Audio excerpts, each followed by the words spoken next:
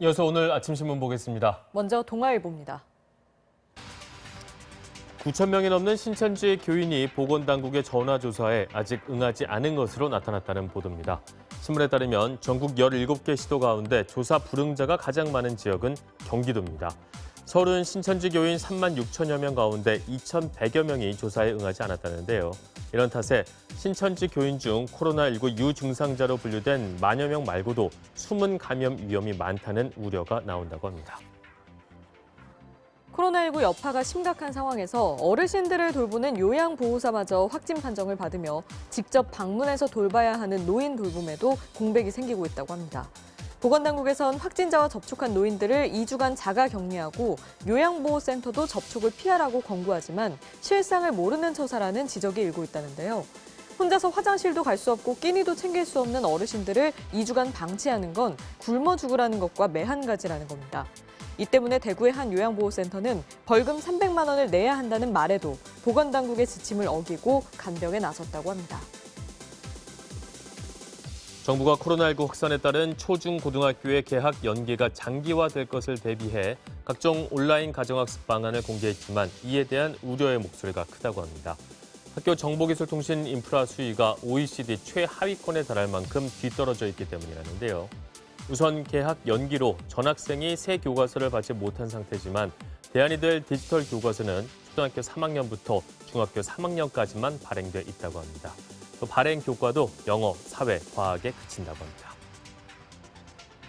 코로나19발 소비 한파에도 돼지고기 도매 가격은 2주째 오르고 있다고 합니다. 축산물 품질평가원에 따르면 2월 한 달 새 40% 정도 뛰었다는데요. 이에 대해 업계에서는 도매업자가 구매 물량을 늘리고 있기 때문으로 분석했습니다. 코로나19가 더 확산하면 이후 돼지고기 수급에 문제가 생기지 않겠냐는 우려 때문으로 보인다는데요. 또 돼지고기가 면역력 강화 식품으로 주목받으면서 가정 내 돼지고기 수요가 늘어난 것도 가격 상승의 원인으로 꼽힌다고 합니다. 코로나19로 회사 사정이 나빠졌으니 기본급 일부를 회사에 기부해라. 동의하지 않으면 권고 사직 처리하겠다. 코로나19 여파로 경기가 급격히 얼어붙자 회사에 이런 갑질에 시달리는 노동자가 늘고 있다고 합니다. 강제로 무급 휴직을 시키는가 하면 권고 사직을 대놓고 권유하는 것도 있다는데요. 고용노동부에 따르면 감염병 확산 방지를 위해 사업주 자체 판단으로 근로자를 출근시키지 않는 경우 또는 그 밖의 이유로 휴업하는 경우 사업주는 평균 임금의 70%를 휴업수당으로 지급해야 합니다.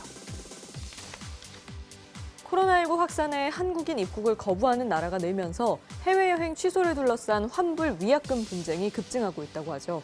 외교부가 여행 자제 국가로 분류한 중국은 큰 문제가 없지만 문제는 여행사 예약의 60%가 넘는 동남아라고 합니다. 태국, 베트남, 말레이시아, 싱가포르 등은 해당 국가에서 한국인 입국을 금지한 경우만 취소 수수료를 면제해준다는데요.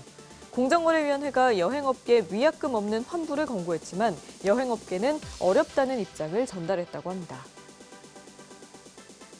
코로나19 사태가 발생한 뒤 2시에 알림이 정은경 본부장을 포함한 질병관리본부 직원 100여 명은 충북 오송 보건의료행정타운 긴급상황센터에서 하루 대부분의 시간을 보낸다고 합니다. 밥차로 배달된 음식을 먹고 일부 직원은 출퇴근하지 않고 건물 안에서 먹고 씻고 자고 준전시 상태로 업무 중이라는데요. 이런 까닭에 코로나19 확진자가 하루에도 수백 명씩 늘고 있는 요즘 비판의 화살이 쏟아질 것 같지만 도리어 시민들은 질본이 방역 최전선에 있다며 응원한다고 합니다. 신문 일면에 코로나 전사들의 사진이 실렸습니다. 대구의 한 지역 거점 병원에서 근무를 마친 한 간호사의 이마에 보호구 착용으로 눌린 자국이 선명하게 남아 있습니다. 같은 병원 다른 간호사의 이마와 코에는 상처 치료 수분 밴드가 여럿 붙어 있는데요. 코로나 확진 환자 이송을 담당하는 대구 소방안전본부 소속의 한 소방대원은 경무에 괴로운 듯 잠시 숨을 돌리고 있습니다. 아침 신문 살펴봤습니다.